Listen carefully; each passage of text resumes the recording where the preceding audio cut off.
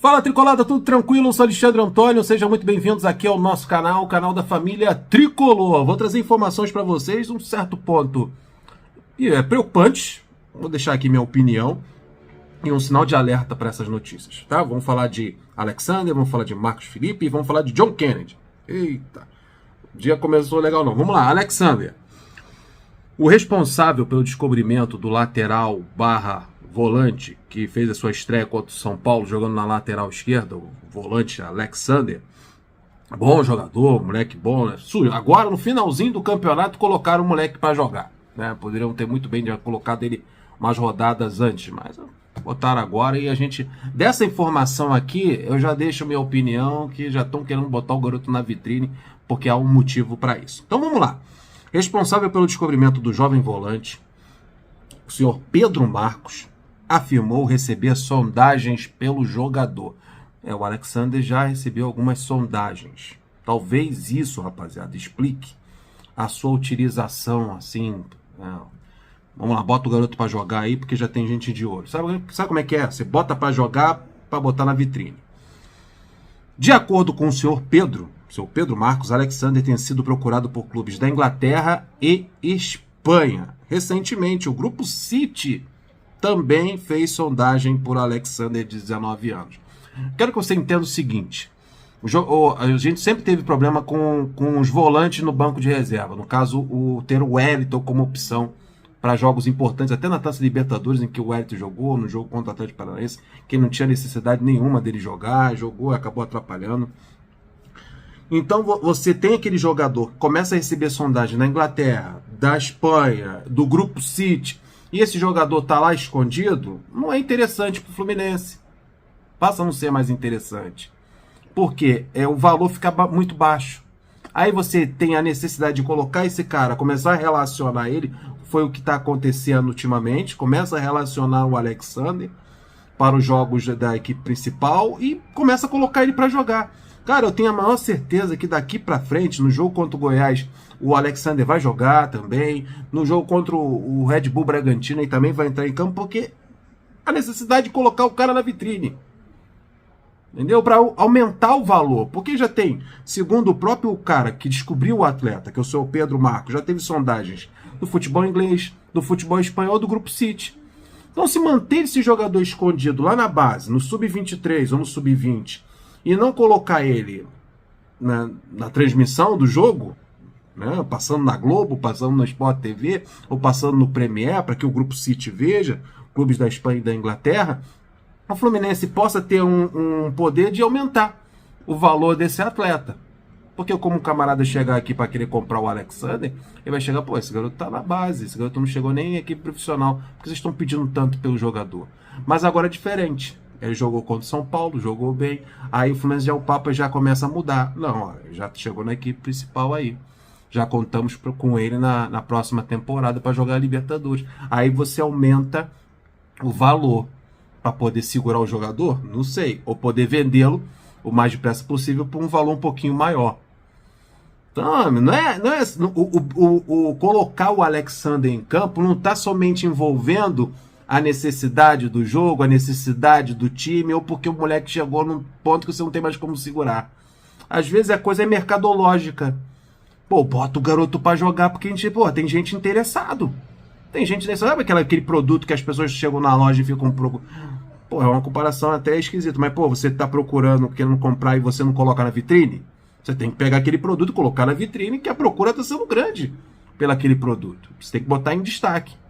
Provavelmente é isso que está acontecendo com o Alexander.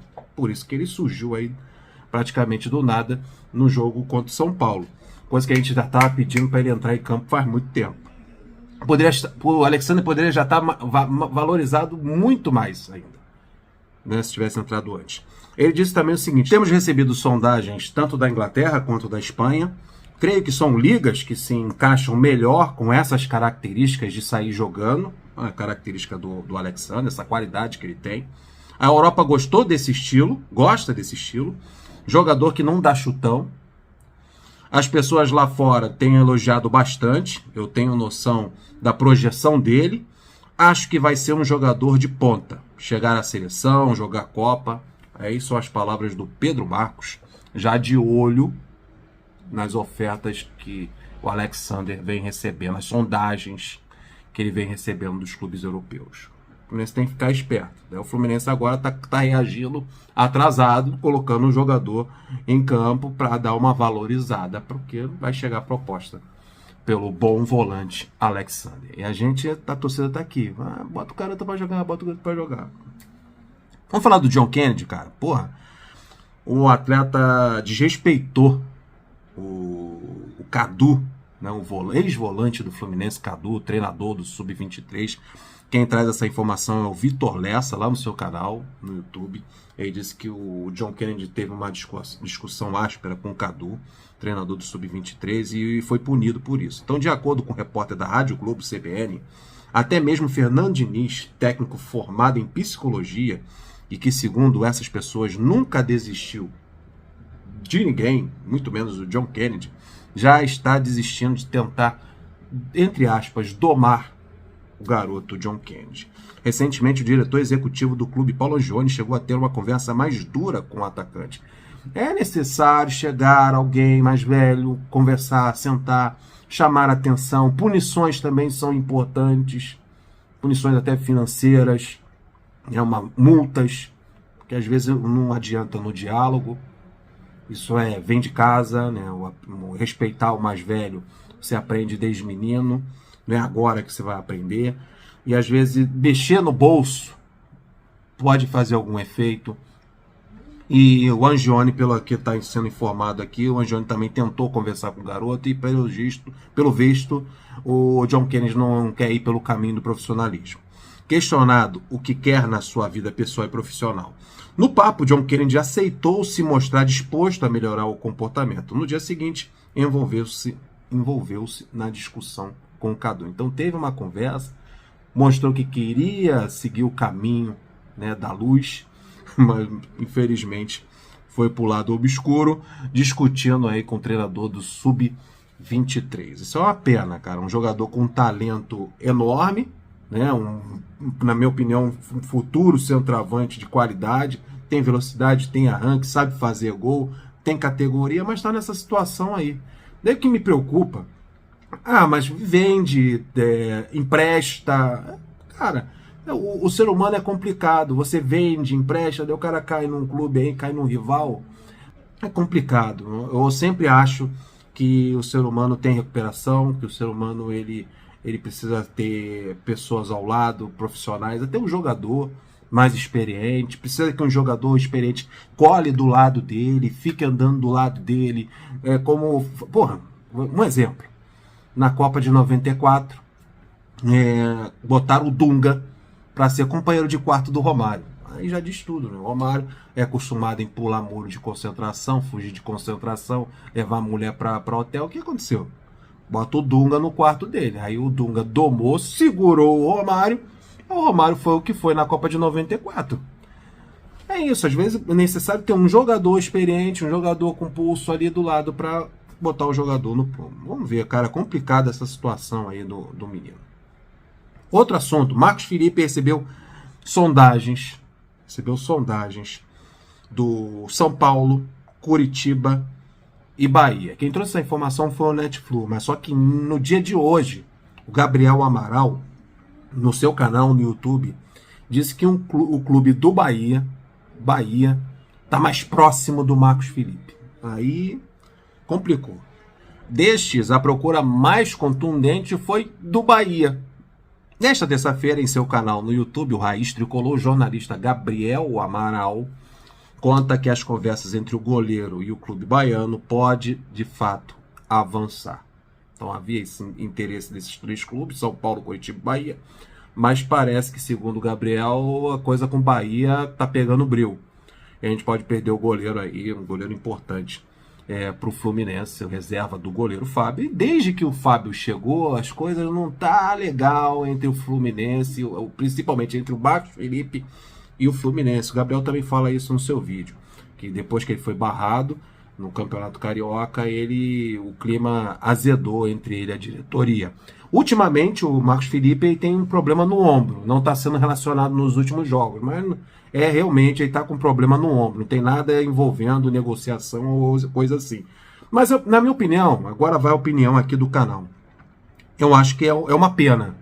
Se isso realmente acontecer, o Fluminense não conseguir segurar e administrar essa situação com o Marcos Felipe e deixar ele sair do clube, ele tem um contrato ainda de 1 ano com o Fluminense, no meio do ano, no próximo ano, em junho ou julho de 2023, ele pode assinar um pré-contrato e sair de graça.